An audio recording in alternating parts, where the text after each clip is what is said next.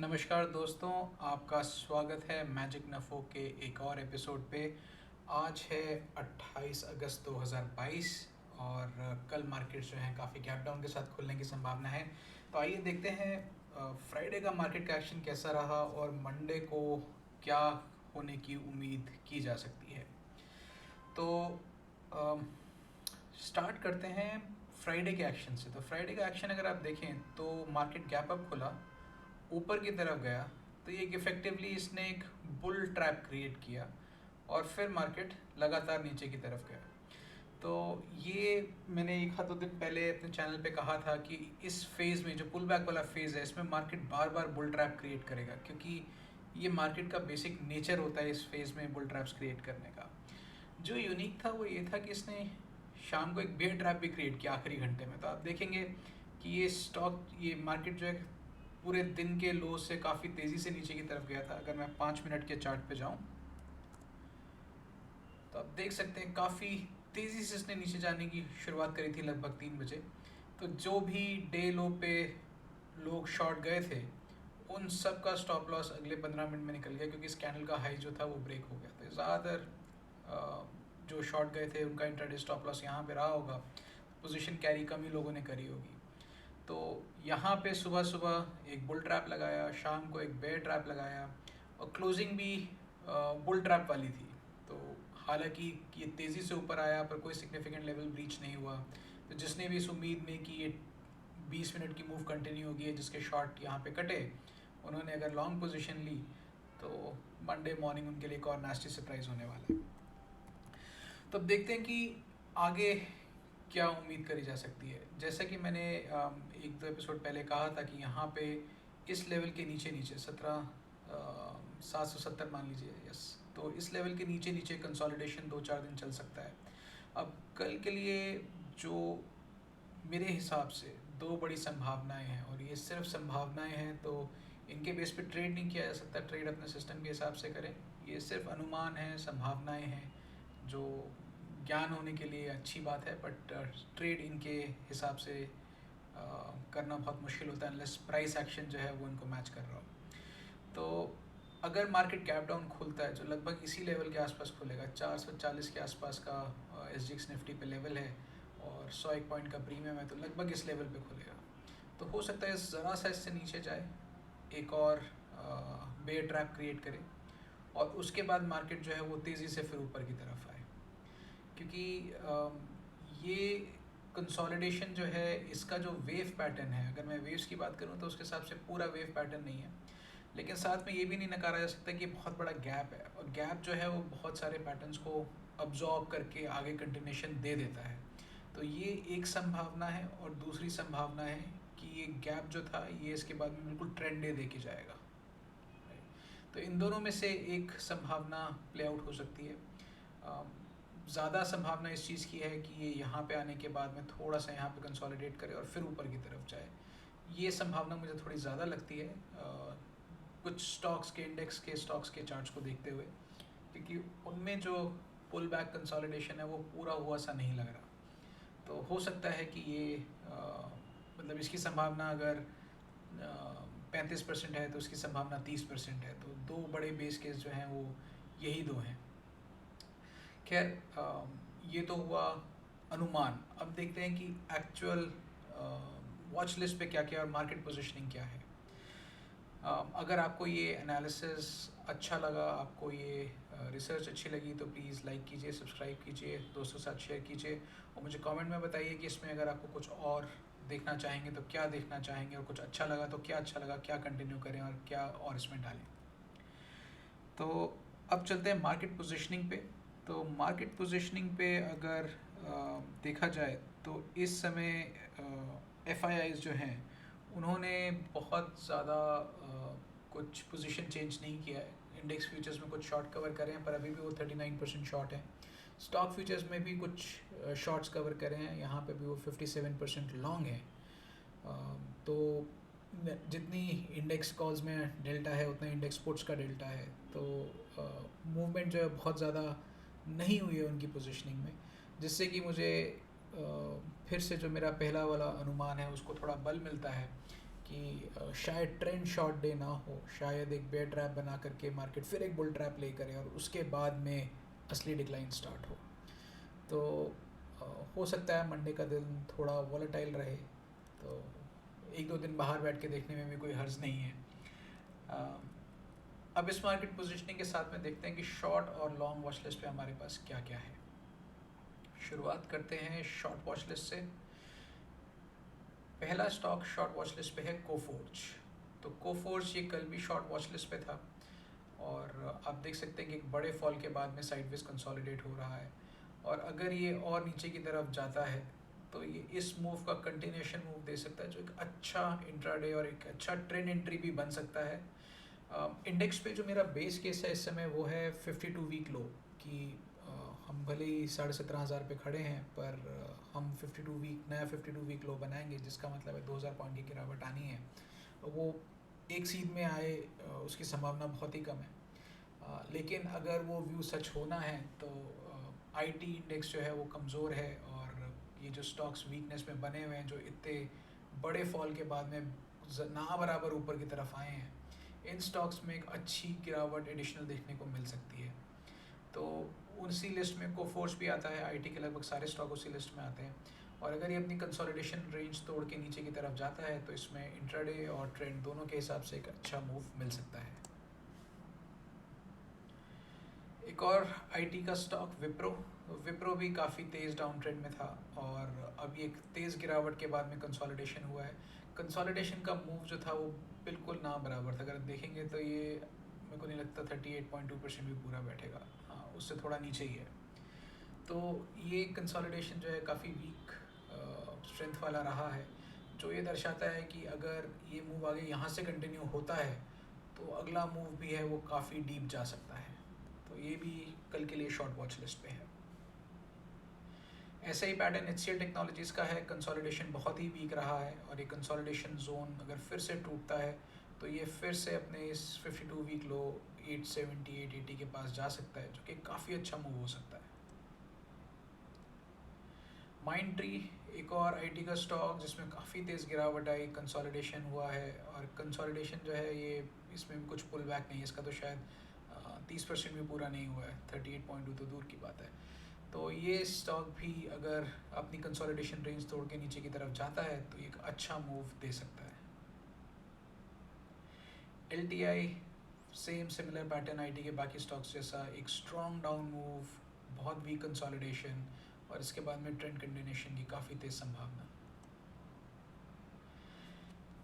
वैसा ही pattern LTTS का है, इसमें कंसोलिडेशन थोड़ा सा ऊपर आया है, तो ये 38.2% के ऊपर कंसोलिडेट हुआ है, तो थोड़ा सा उससे बेटर पैटर्न है थोड़ा सा और कंसोलिडेट करने के लिए। पर ये भी सेम सेक्टर का है, सेक्टर पे दबाव है, तो यहाँ पे भी ट्रेंड कंटिन्यूशन अगर बाकी स्टॉक्स में आता है आईटी की तो इसमें भी आने की संभावना अच्छी बनी रहेगी। बिरला सॉफ्ट को देख के तो ऐसा लग रहा है कि इसमें तो ऑलरेडी मूव स्टार्ट हो गया है, तो ये काफ़ी तेज़ी से नीचे की तरफ आया था, और अगर ये इस स्विंग लो को तोड़ के तेज़ी से नीचे की तरफ और जाता है तो यहाँ पे भी एक बेहतरीन ट्रेंड कंटिन्यूशन मूव आ सकता है। मुथूट फाइनेंस ये कुछ समय से वॉच लिस्ट पे है, शॉर्ट वॉच लिस्ट पे। अगर आप चैनल को सब्सक्राइब करते हैं, फॉलो करते हैं, तो आपने देखा होगा कि इसके इस कंसोलिडेशन के ख़त्म होने का इंतज़ार कर रहे हैं। अगर मैं वेव पैटर्न के हिसाब से बात करूं तो ये ट्रायंगुलर सा वेव पैटर्न बनता हुआ लग रहा है, जो कि इस स्टेज के लिए आइडियल नहीं है। ये फ्रेश डाउनफॉल का स्टार्ट है, तो यहाँ पे कायदे से ट्रायंगल नहीं आना चाहिए था। इसमें जो बेहतरीन पैटर्न बन सकता है डाउन मूव कंटिन्यूशन का, वो बन सकता है अगर यहाँ तक के फॉल के बाद में ये एक स्विफ्ट अप मूव दे यहाँ तक का, और फिर पलट के नीचे जाए, तो ये इफेक्टिवली एक अच्छा बुल ट्रैप बनेगा, और उसके बाद में एक स्ट्रॉन्ग डाउन मूव जो है वो इन सारे जो बुल्स होंगे इनके स्टॉप लॉस को लेके जाएगा, तो एक बेहतरीन ट्रेड बन सकता है वहाँ पे हेवी सेलिंग प्रेशर के साथ। जिनके भी यहाँ पे स्टॉप लॉस होंगे वो काफ़ी तेज़ी से नीचे की तरफ जाएंगे। ये फिर से एक अनुमान है, 100% कुछ भी नहीं है। हो सकता है कि कल ही यहाँ पे जितने लोग भी लॉन्ग हुए हैं इस पूरे कंसोलिडेशन में, कल उनका स्टॉप लॉस कल ही निकले और ये मार्केट कल ही तेज़ी से डाउन मूव देना शुरू करे। तो कोई भी संभावना हो सकती है, पर इस पे जो बायस है वो शॉर्ट ही है, तो कंसोलिडेशन रेंज ब्रेक होने का इंतज़ार करेंगे। IEX ये भी कुछ समय से शॉर्ट लिस्ट पे बना हुआ है, ये काफ़ी स्ट्रॉन्ग डाउन मूव आया था और इस डाउन मूव के बाद में बहुत ही हल्का सा पुलअप आया, ये आई थिंक 38.2% के आसपास ही लग रहा है।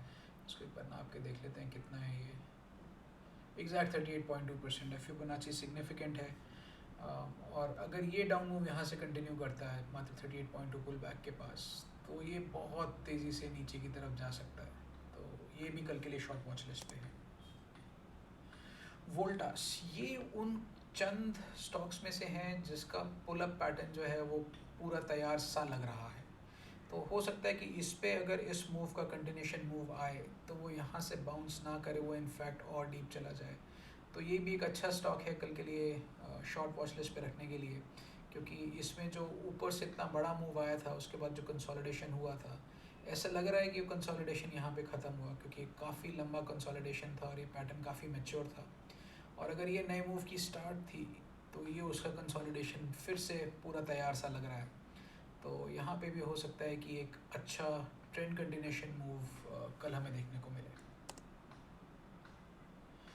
दीपक नाइट्राइट ये भी एक स्ट्रॉन्ग डाउन मूव में चल रहा है, जिसमें बीच में हमने काफ़ी अच्छे डाउन मूव कैप्चर भी करे थे, और ये अब इस पुलअप में चल रहा था और ऐसा लग रहा है कि पुलअप का रिवर्सल हुआ है। काफ़ी अच्छा इनिशियल मूव आया था नीचे की तरफ, जिसको अगर हम मेजर करें तो ये एक बढ़िया 8% का मूव है जो मात्र 2 दिन के अंदर आया था, 10 बार के अंदर।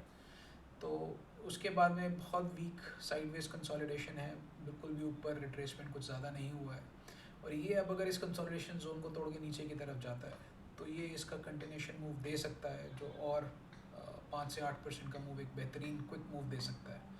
तो ये इंट्राडे और स्विंग दोनों के लिए अच्छा ट्रेड बन सकता है, तो ये भी कल के लिए शॉर्ट वॉच लिस्ट पे है। एक और स्टॉक जो वॉच लिस्ट पे है कल के लिए, बलरामपुर चीनी। तो इसका जो पुलअप है ये पूरा हुआ सा नहीं लग रहा है, इसमें हो सकता है कि थोड़ा सा और ऊपर लेग बाकी हो, बट मार्केट में कुछ भी 100% नहीं होता। ये बहुत स्ट्रॉन्ग डाउन मूव था और बहुत हैवी वॉल्यूम्स के साथ था। यहाँ पे स्टॉक जो था वो बैन पीरियड में था, ये इनफैक्ट यहाँ पे हमारी शॉर्ट वॉच लिस्ट पे था, और ये मैंने यहाँ पे कहीं पे शॉर्ट ट्रेड लिया भी था, आई थिंक ये 66-67 के लेवल्स के आसपास लिया था। तो ये काफ़ी अच्छा मूव दे चुका है, और ये कंसोलिडेशन जो है ये भी अब डिसेंट हो चुका है, तो हो सकता है यहाँ से या थोड़ा और ऊपर जाने के बाद ये भी इस ट्रेंड को रिवर्स करे। तो यहाँ पे भी लोअर हाई और लोअर लो बनने का वेट किया जा सकता है, और अगर वो बनते से प्रतीत हो रहे हैं तो यहाँ पे भी हो सकता है एक बेहतरीन ये ट्रेंड कंटिन्यूशन का शॉर्ट मूव यहाँ पे मिले। टाटा स्टील ये थोड़ा रिवर्सल वाला केस होगा, यहाँ पे देख सकते हैं कि ये जो स्विंग लो था ये तोड़ दिया है, और जो पुलअप आया है वो बहुत ही हल्का सा आया है। अब अगर ये इस पुलअप के बाद में फिर नीचे की तरफ डिक्लाइन कंटिन्यू करता है तो ये एक बेहतरीन स्टॉक हो सकता है। एक और यहाँ से इसको अगर मैं इसका वीक मार्केट का हाइपोथेसिस गलत भी मानूँ और थोड़ा सा पुल बैक ही मानूँ, तो भी अगर 50% भी आता है तो भी ये बेहतरीन 97 रुपीज़ तक का स्टॉक हो सकता है, जो बहुत अच्छा मूव होगा।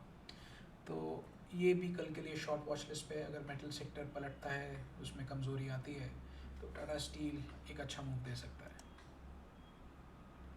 अपोलो हॉस्पिटल्स ये भी डाउन ट्रेंड में है, और इसमें ये बहुत अच्छा मूव हमने कैप्चर किया था। अब इसका भी जो ये कंसोलिडेशन है ये टाइम वाइज पूरा लग रहा है, पर पैटर्न वाइज हो सकता है इसमें थोड़ा 19-20 अभी बाकी हो, ज़रूरी नहीं है, जिसमें 2-3 अलग सिनेरियोज बैठते हैं। तो ये हो सकता है इस डाउन मूव को कंटिन्यू करे, और अगर ये डाउन मूव कंटिन्यू करता है तो ये भी एक बेहतरीन लंबा डाउन मूव दे सकता है। तो ये इंट्राडे के हिसाब से, स्विंग ट्रेड के हिसाब से, ट्रेंड ट्रेड के हिसाब से, तीनों हिसाब से अच्छा कैंडिडेट है। जैसे ही इसमें रिवर्सल के सिग्नल आने शुरू होते हैं, लोअर लो लोअर हाई बनने शुरू होते हैं, तो ये हो सकता है कि ये आगे अपना ट्रेंड कंटिन्यू करे। डिवीज़ लेबॉर्ट्रीज़ ये भी एक अच्छा मंदी का स्टॉक है। अब इसमें हुआ ये है कि यहाँ पे, क्योंकि ये कई बार इस लेवल से पलटा था 3450, तो यहाँ पे कुछ कुछ बाइंग आई है, और ये बिल्कुल आइडियल सिचुएशन है इसके पलटने के लिए, पर ये टाइम वाइज और पैटर्न वाइज तैयार नहीं लग रहा। तो यहाँ पे इतने बड़े मूव के बाद में कंसोलिडेशन थोड़ा कम है, तो यहाँ पे फिर से ये वो वाला स्टॉक है जो एक पुल अप के हाइपोथेसिस को थोड़ा मजबूती देता है कि ये थोड़ा नीचे आने के बाद में फिर वापस ऊपर जा सकता है और उसके बाद में इसका ट्रेंड मूव कंटिन्यूशन हो सकता है। तो उस केस में एक तो यहाँ पे एक बुल ट्रैप बनना चाहिए और जितने भी लोग यहाँ पे इस जोन में लॉन्ग हुए हैं उन सब के स्टॉप लॉसेस लेवल के नीचे होंगे, जो एक अच्छा सेलिंग प्रेशर क्रिएट कर पाएंगे एक डाउन मूव के लिए। तो ये भी अनुमान है कि ऐसे प्ले आउट हो सकता है, पर ये एक कमज़ोर स्टॉक है, बेहद कमज़ोर स्टॉक है इस समय इंडेक्स में। और अगर इंडेक्स जो है वो कंसोलिडेट हुए बिना सीधा नीचे की तरफ जाता है तो ये उसमें पार्टिसिपेट कर सकता है। औरो फार्मा ये बहुत समय बाद मेरी शॉर्ट लिस्ट पे आया है। तो ये स्टॉक काफ़ी टाइम से साइडवेज पुल अप में चल रहा था और अब ये जो मूव आया है काफ़ी तेज़ मूव है, काफ़ी प्रॉमिसिंग लग रहा है। पर ये मूव जो है वो उतना ठहरा नहीं है, उतना कंसोलिडेट नहीं हुआ है कि कंटिन्यूशन का लंबा खेल खेला जाए यहाँ पे। तो ट्रेंड एंट्री के हिसाब से शायद रिस्की हो, पर इंट्राडे ट्रेड सर्टेनली यहाँ पे एक अच्छा निकल सकता है। तो इसको भी कल के लिए शॉर्ट वॉच लिस्ट पे रखा है। अब देखते हैं कि अगर हमारा कंसोलिडेशन वाला व्यू प्ले आउट होता है कि पहले कुछ मिनट या पहले घंटे की बिकवाली के बाद मार्केट ऊपर की तरफ आना शुरू करती है, तो लॉन्ग में हमारे पास क्या क्या ऑप्शंस हैं। तैयारी हर तरफ से रखनी चाहिए, पता होना चाहिए कि अगर मार्केट ऊपर जाए तो क्या करना है, नीचे जाए तो क्या करना है। हालांकि उस गैप डाउन के साथ में रुझान जो है वो नीचे की तरफ ही रहेगा जब तक कि मार्केट ऊपर का ट्रेंड ना दिखाए या ऊपर की तरफ आते हुए ना दिखे। तो फिर भी लॉन्ग वॉच लिस्ट में देखते हैं हमारे पास क्या क्या है। पहला स्टॉक सीमेंस इंडिया, ये इस जोन में कंसोलिडेट हो रहा था, इसमें ब्रेकआउट हुआ था। हालांकि ब्रेकआउट काफ़ी अच्छा था जब तक ये ऊपर की तरफ गया, पर अल्टीमेटली फेल होकर फिर कंसोलिडेशन जोन में आ गया है। लेकिन अभी भी उसके अपर एंड की तरफ है ये स्टॉक, अभी भी तेज़ी का ही स्टॉक है। इसमें रिवर्सल का एक भी सिग्नल नहीं है, तो ये भी कल के लिए लॉन्ग वॉच लिस्ट में रहेगा। एक और स्टॉक लॉन्ग वॉच लिस्ट पे पीआई इंडस्ट्रीज़, मार्केट के करेक्शन के बावजूद इसमें कोई बहुत गिरावट नहीं आई है, ये अभी भी कंसोलिडेशन जोन के अंदर ही चल रहा है और यहाँ पे भी अगर ब्रेकआउट होता है तो एक अच्छा मूव आ सकता है। तो ये भी कल के लिए लॉन्ग वॉच लिस्ट पे है। पिडलाइट, ये बहुत तेज़ स्ट्रॉन्ग अप मूव में है ये स्टॉक और ये भी इस नैरो जोन में कंसोलिडेट हो रहा है और अगर मार्केट ऊपर की तरफ रुझान देती है तो पिडलाइट भी ऊपर की तरफ मूव दे सकता है। हनीवेल ऑटोमेशन, ये कल भी हमारी लॉन्ग वॉच लिस्ट पे था। ये अगर हम स्विंग लो देखें जो आया था, तो ये इस मूव का 61.8%, 62% करीब लग रहा है। देखते हैं इसको एक बार। हाँ, ये लगभग उसी लेवल के आसपास है, पर इसने अभी भी किसी प्रीवियस स्विंग हाई को नहीं निकाला है। तो यहाँ पे लेकिन अगर मार्केट ऊपर की तरफ आती है इंट्राडे में तो ये एक अच्छा कैंडिडेट हो सकता है एक अच्छा इंट्राडे अप मूव देने के लिए, जो एटलीस्ट इस हाई को निकाल देगा। तो 44,500 तक भी जाता है तो एक अच्छा मूव दे सकता है ये। इंडियन होटल्स, ये स्टॉक बिल्कुल एक्सेप्शनल है, इसमें मार्केट पे मंदी का कुछ असर ही नहीं पड़ा लगता है। ये ऑलमोस्ट 52 वीक हाई पे खड़ा है, काफ़ी स्ट्रॉन्ग क्लोजिंग दी है इसने और वॉल्यूम भी अच्छा है, जो दिखाता है कि सारी सप्लाई जो है वो एब्जॉर्ब हो रही है। तो ये एक स्ट्रॉन्ग कैंडिडेट है, अगर मार्केट बाउंस बैक देता है तो इंडियन होटल्स में एक अच्छा लॉन्ग ट्रेड निकल सकता है। पेज इंडस्ट्रीज़, ये भी कुछ समय से हमारी लॉन्ग वॉच लिस्ट पे बना हुआ है, इस जोन में कंसोलिडेट हो रहा है, इसका कंसोलिडेशन अभी भी जारी है। ये जोन जो है थोड़ी नैरो सी होती जा रही है, तो यहाँ से भी जब ब्रेकआउट आएगा, अगर ऊपर की तरफ ब्रेकआउट आया तो बहुत अच्छा लॉन्ग ट्रेड निकल सकता है, नीचे की तरफ ब्रेकआउट आया तो शायद इसको अकेला छोड़ देना ही अच्छा है। बैंक्स कुछ जो तेज़ी में चल रहे हैं और जो पुल अप को थोड़ा और बल दे सकते हैं, उनको देख लेते हैं। फेडरल बैंक, तो फेडरल बैंक का ये अच्छा ब्रेकआउट आया था, ये वॉच लिस्ट पे था और ये ट्रेड भी किया था और उसके बाद से अभी 2-1 दिन से कंसोलिडेट हुआ है, थोड़ी सांस ले चुका है। तो ये हो सकता है कि कल मॉर्निंग की गिरावट के बाद में इस मूव को आगे कंटिन्यू करे। तो ये इसी वजह से कल के लिए लॉन्ग वॉच लिस्ट पे है, अगर इसमें मूव आना शुरू होता है तो। बैंक ऑफ बड़ौदा, एक और बैंक जो अपने हाइज़ के आसपास ही चल रहा है, जिसमें बहुत ज़्यादा लास्ट आवर सेलिंग का इम्पैक्ट दिखा नहीं, तो ये भी हो सकता है कि सुबह की गिरावट के बाद अगर मार्केट ऊपर की तरफ आए तो ये उस अप ट्रेंड में पार्टिसिपेट करे, एक अच्छा इंट्राडे ट्रेड यहाँ पे बने। आईसीआईसीआई बैंक ये इंडेक्स हैवी वेट है, अगर मार्केट में बाउंस बैक का अनुमान ठीक बैठता है तो काफ़ी संभावना है कि आईसीआईसीआई बैंक जो है वो उसमें कुछ ना कुछ योगदान देगा। तो ये भी एक अच्छा स्टॉक है वॉच लिस्ट पे रखने के लिए, अगर ये शुरू की कुछ गिरावट के बाद में रिकवर करके ऊपर की तरफ आना शुरू करता है तो।